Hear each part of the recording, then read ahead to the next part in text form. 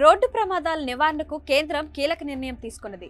దేశవ్యాప్తంగా వచ్చే నెల 1వ తేదీ నుంచి అనేక నిబంధనలు మారబోతున్నాయి. ఇకపై అతివేగంతో వాహనం నడుపుతూ పట్టుబడితే 1000 నుంచి 2000 వరకు జరిమానా విధిస్తారు. మైనర్ డ్రైవింగ్ చేస్తూ దొరికిపోతే 25,000 ఫైన్ వేస్తారు. దీంతో పాటు మైనర్కు 25 ఏళ్ల వయసు వచ్చే వరకు డ్రైవింగ్ లైసెన్స్ పొందకుండా ఆంక్షలు విధించనున్నారు.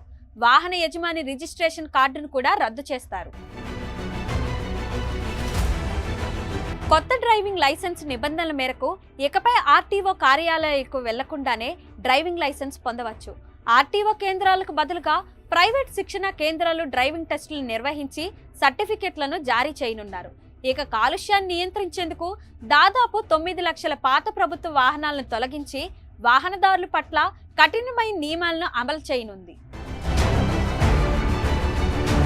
మరిన్ని వీడియోస్ కోసం ఛానల్ ని సబ్స్క్రైబ్ చేయండి. లేటెస్ట్ అప్డేట్స్ కోసం వాట్సాప్ ఛానల్ ని ఫాలో చేయండి. అండ్ లింక్ డిస్క్రిప్షన్ లో ఉంది.